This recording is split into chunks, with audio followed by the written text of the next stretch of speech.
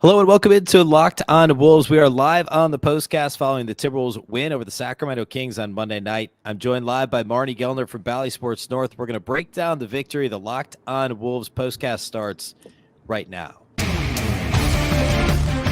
You are Locked On Wolves postcast, part of Locked On Sports Minnesota. Your team every day.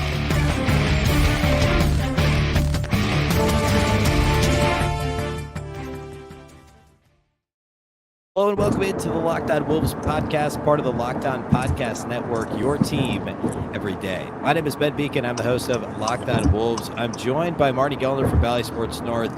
We're live right now breaking down the Timberwolves win over the Sacramento Kings on Monday. The Wolves are now in sole possession, I guess technically not sole possession. They have the tiebreaker and are in sixth place in the Western Conference. They've won 4 straight.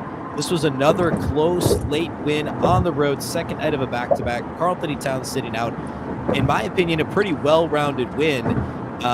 Just yet another, they're all important, but yet another really important, nice win for the Wolves. Really nice win. Balanced effort, all 5 starters in double figures. In fact, all 5 starters between 15 and 20 points. That's how even it was. Just different guys in different spots. Smart play down the stretch, really controlled, in control. It felt like a mature win tonight, and man, has it been a fantastic stretch of 4 games. Highly entertaining games, highly competitive games, down to the wire, nail-biting type games that for 4 straight nights, the Timberwolves have been the better team, the better executing team, and the smarter team down the stretch. We have not always been able to say that about the Timberwolves, so this is a nice place to be right here, Ben. It really is. And we were just talking right before we went on the air about how the Wolves have played up and down to their competition really all season long. And I think we are seeing the good side of that, at least over the last 4 games where they've beaten some mediocre teams, but now they've beaten a couple of good teams on the road on a back-to-back. And, the lineup has been shifting around a little. Cat was in the lineup, Ant wasn't. Or first it was Ant in the lineup, no Cat. You had Cat, no Ant. Then you had both of them. And now tonight you're back to Kyle Anderson in the starting lineup. So there's been some moving pieces. There's been some challenges. They've won. Really, these 4 wins have all come in different ways. If we were to crudely put these games in a bucket, like how are the Wolves winning these games? They've all been a little different. And this one, like I said at the top, I think was pretty well-rounded in that I thought it was a solid offensive game for the Wolves. There certainly were some issues. We could talk about free throw shooting. But I think in general, the Wolves offense was pretty good. Defensively, they gave up 115 points, but you're talking about the number 1 team in offensive rating in the league coming into the game.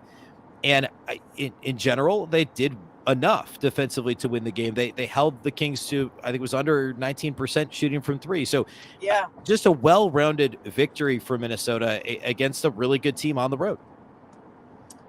Yep, that 3-point shooting. Sacramento made 5 threes all night.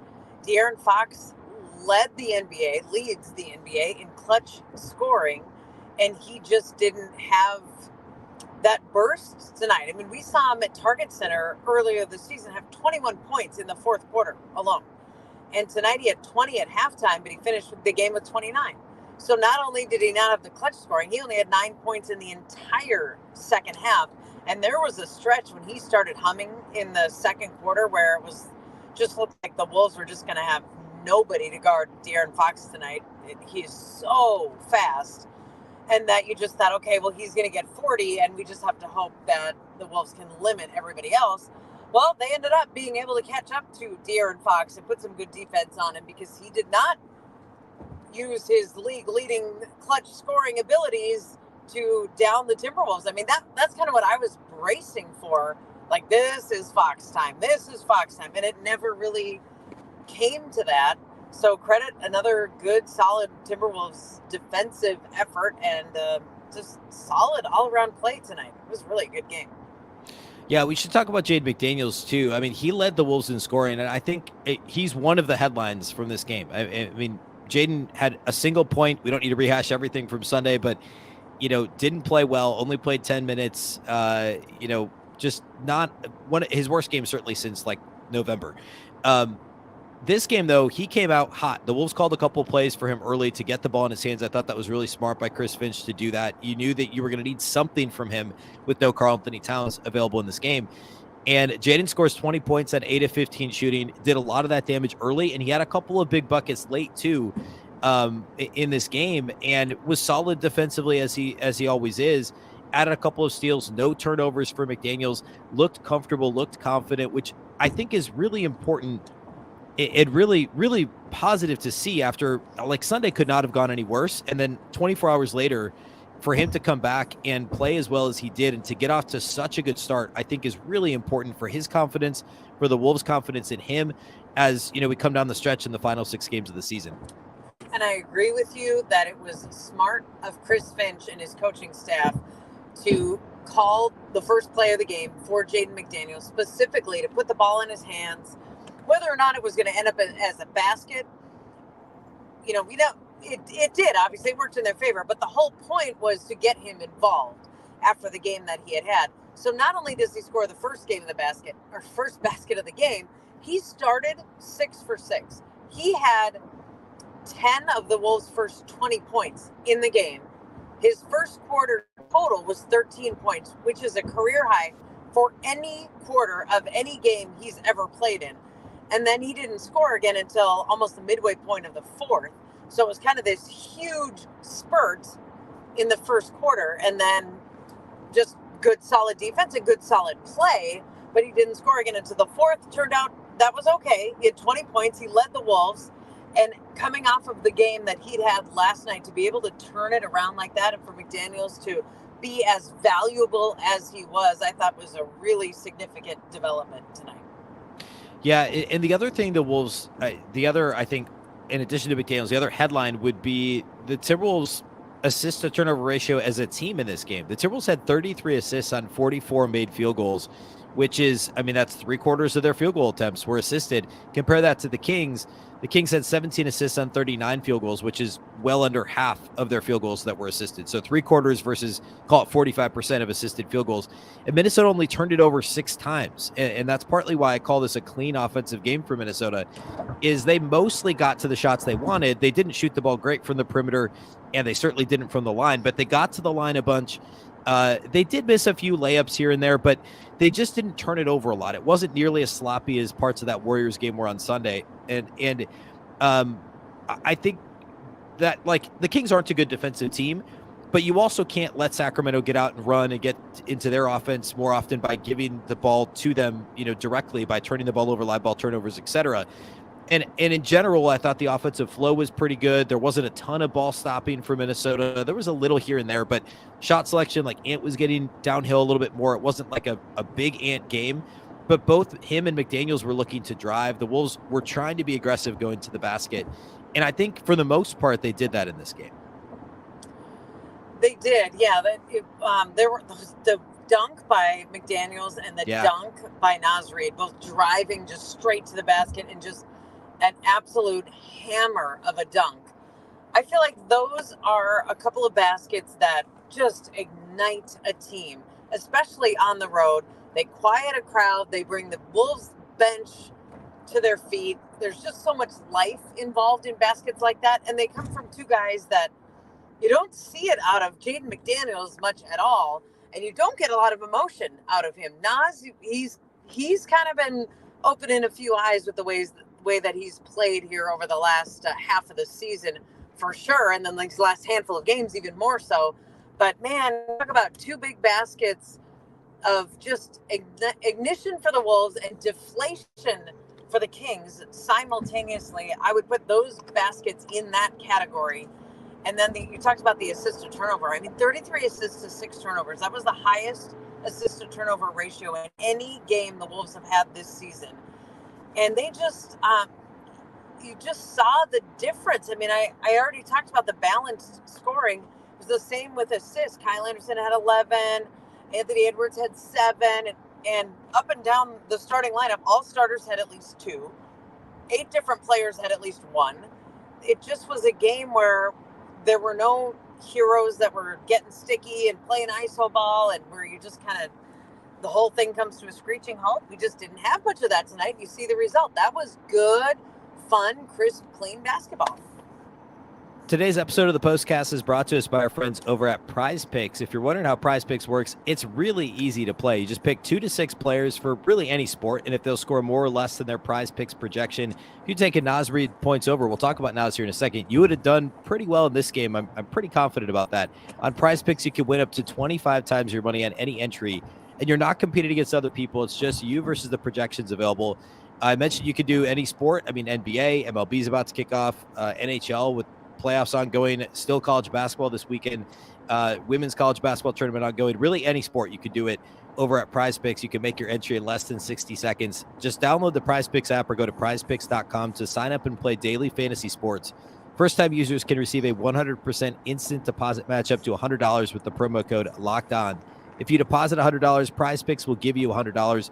If you deposit $50, they'll give you $50. Don't forget to enter the promo code LOCKEDON at sign up for an instant deposit match up to $100. All right, Naz Reid, he was leading the team in scoring until McDaniels scored a couple of buckets late. And I mean, this coming off of what he did Sunday against Golden State off the bench.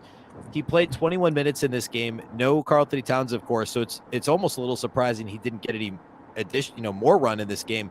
But the Wolves, I mean, the starting lineup in general, and Kyle Anderson was so good that, and obviously part of the reason he played so much Sunday was the McDaniels foul trouble. But Naz had 18 points, 4 rebounds, 7 of 12 shooting for Naz.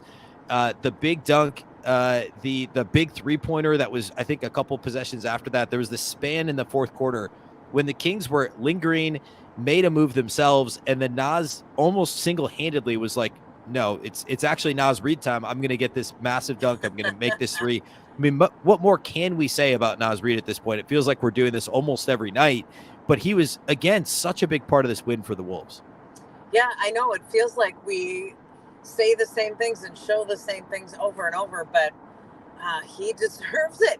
This guy is just blossoming before our eyes. I don't know if that's the right term to use, but he's been the Wolves' leading scorer or among the leading scorers in these last handful of games. He's been so big on nights when KarlAnthony Towns and Anthony Edwards last night were struggling to find their rhythm. They were rusty, they were sluggish, slow a little bit, and both would admit so. And that was Naz Reid's night. I mean, he was just electric last night. And then he goes and does it again on the second night of a back-to-back on a night when Edwards, again, he doesn't have that explosion in him right now. He doesn't have that pop in his step right now. Might be the illness, might be the ankle, might be a combination of the two. But man, Naz Reid has been Mr. Consistent, absolutely steady, just exquisite footwork for a big man. He just has been so impressive. And I've said it on this show before. I will repeat it because it deserves repeating. He is such a great guy to root for. He is a fantastic teammate. He is a nice human being outside of being an awesome basketball player. He's just the kind of guy that you can feel good about cheering for. You can feel good about wanting good things for. And a guy that I think deserves all the success in the world because he has worked his butt off to get to this point. An undrafted guy who has forced his hand, forced the coaches into playing him and just soaking up every minute of. I love to watch this guy succeed. Another player who came into the league the same year, actually second round pick, not undrafted that year, was Jalen Noel. And he was back in the rotation in this game with no KarlAnthony Towns available. And Noel had a nice run actually in the fourth quarter as well. The Wolves needed some offense. It was largely a bench unit in the game. And Noel did what Noel does, and that's he pulled the trigger 11 times in 16 minutes, and he made 6 of them. He had 14 points, hit a couple of big shots, a couple of really tough ones in the paint. It's kind of feast or famine with Jalen, and in this game it was feast, and the Wolves needed it. Like I think without that push, I mean, I don't know that for sure that the Wolves win this game. And it was so good to see. We saw it against, I think it was the Knicks game last week, some similar in Noel's first game back. But it was good to see him have a strong stint there in the fourth as well. Yeah, you said feast or famine. I mean, there was a single play that was feast and or famine when Noel was a little bit out of control and he drove to the hoop. He just threw one up, and I believe I said out loud, "Oh, Jalen!" And he got his own rebound and put it back in. And I went from groaning to cheering I couldn't even get the word out of my mouth before I had to completely change my composure, because that's how quickly he changes a play, changes direction. But you're right. He was huge tonight for the Timberwolves. Didn't play last night. He can provide such an important spark and spurt. And he brings such a pace and energy. And sometimes it's too much. And you got to throttle him down. And you got to ask him to gain a little more control. But tonight it was in the right moments. And even Chris Finch acknowledged it after the game, how big Jalen Noel was in his little couple of moments tonight for the Wolves, because they did need scoring once again tonight. We talked a little about the Wolves defense, and yeah, they gave up 115, but again, the Kings are a really good offensive team, and Minnesota held Keegan Murray to 1 of 6 outside the arc. Darren Fox, in general, was very good, but just 1 of 6 from outside the arc. Malik Monk, 0 of 4. Harrison Barnes, 0 of 3 on threes. The Kings shot just 18.5% from 3, and I thought Minnesota did a good job of contesting three-point attempts and forcing the Kings to put the ball on the floor, and that was positive. On the flip side, a negative or an issue for the Wolves in this game is they shot under 65% at the free throw line. They missed 12 free throws. Obviously, the good thing is they got there a bunch. And weirdly, I mean, Rudy Gobert actually shot 6 of 8 from the line, above his season average. But as a team, 64.7%. And over the last 15 games, dating back to the game just before the All-Star break, the Wolves have only shot above 75%. They've shot 75% a couple of times, so I'm fudging that a bit. So we'll say above 75.1% twice. And as a team now, the Wolves are down to like 25th or 24th or something in the league in terms of percentage coming into this game. It has been an issue going back the last 6 weeks or so for Minnesota. And of course, every game matters the same. I get that. But like those free throws in these close late games, they've gotten away with it the last couple of games with some misses down the stretch. Those are going to really crop up and be even that much more important once we get into actual play-in and hopefully playoff basketball. Without a question, they need to clean that up. Rudy Gobert missed both in a late possession in the fourth quarter. Mike Conley missed one. Anthony Edwards missed one in key down the stretch moments where it looked like this could be a major factor in the game. Like they could have blown that game at the free throw line tonight. And they should consider themselves lucky that did not play out with that exact scenario. But the Wolves have been, I just looked it up today too. Overall, I want to say 24th, 25th, just like you said, Ben, in the league. But since February 1st, dead last. 30th in the NBA. Actually, you can go back a couple more games. It's like December 27th or something like that. Dead last in the league in free throw percentage. And they've got to figure out a way to clean that up, to improve that. And now I feel like it's in their heads, and they're all very well aware of it. And it is one of those things that you get tight and you get clenched, and then you start missing more free throws, and it just compounds itself. So I don't know how, but it is something that needs to be addressed and needs to be improved. Yeah, and it's such a weird, like you said, it's so much of it is psychological or it is mental. But I also think like having KarlAnthony Towns is going to help. I mean, he's somebody who gets to the line a lot, and he makes them, right? He makes his free throws. In fact, before he was hurt, I think he's shooting a career high. He's like 89% from the line so far this year. Relatively small volume, but like just simply having a guy who gets there and makes them at 80 to 90% is going to lift the whole team that much more. I mean, I think my guess would be Gobert averages a higher free throw rate when Towns is off the floor versus when he's on the floor with him. And if you have somebody who's a 64% free throw shooter shooting more, that's going to drag down the whole team number. But like, can they get over it? Can they put it out of sight, out of mind, or can they put it out of mind, I guess, as we get into the playoffs or even down the stretch of the season? I mean, it's been so bad for so long now, and it's just such a weird thing. It's not like there's an easy fix. You just have to make your free throws. I don't really know what else to say about it. All right, so next up, the Wolves have Phoenix on Wednesday. Of course, that's a big game. Sitting here right now after the game on Monday night, the Timberwolves are tied with Golden State for 6th, but the Wolves do have the tiebreaker in terms of conference record, which they haven't necessarily clinched that yet. So it's not the same as a head-to-head. Right. So that could change. Yeah. It could change. At the moment, they've got a 2.5 game lead in that sense in the conference tiebreaker. So the Wolves are 6th. They're only a half game behind the Clippers with the tiebreaker against the Clippers. They're only a game and a half behind Phoenix. And if they beat Phoenix on Wednesday, then they are even in that tiebreaker, and they also would have the conference tiebreaker over Phoenix. As of right now, they played 3 more conference games, and if they beat the Suns on Wednesday, then they'll have that tiebreaker too, and the Wolves would only be a half game behind the 4 spot in the West. Of course, that's easier said than done. Can the Wolves win 5 in a row? Can they sweep the road trip? A lot of questions coming into Wednesday, but Towns hopefully should be back on the floor. It's the Wolves have shown, we said off the top of the show today, the Wolves play to their competition, good or bad, and lately that's been a really good thing. And let's hope it continues, because Phoenix is a good team and Kevin Durant could return on Wednesday. Hopefully KarlAnthony Towns will be back. That's what we would expect. He was just sitting tonight because of the second game of a back-to-back, and he's just coming back, getting his win, getting his legs beneath him, all that. So, I mean, can we say big game again and again and again and again? That's where we are. That's where we are with 6 to go. 6 to go. And I mean, for better or for worse, Phoenix is the toughest game left on the schedule record-wise. I mean, I guess going back to what we said a minute ago, hopefully the Wolves can play above their competition moving forward. But Phoenix on Wednesday is the the next big game in a whole long line of big games. We'll, of course, go live following the Phoenix game about the same time we did tonight, so about 45 minutes or so after the final horn. Here on the Locked On Sports Minnesota YouTube channel. Make sure to subscribe to be notified when we go live. If you missed the live show, you can always listen to the audio. We post that on Locked On Wolves. So any audio platform, subscribe to Locked On Wolves, and you can listen to the postcast with Marney and I after the fact, after the live show. And otherwise, that's all we have for you tonight. We'll see you Wednesday. A big thank you for listening. A big thank you for watching, and we'll catch you next time.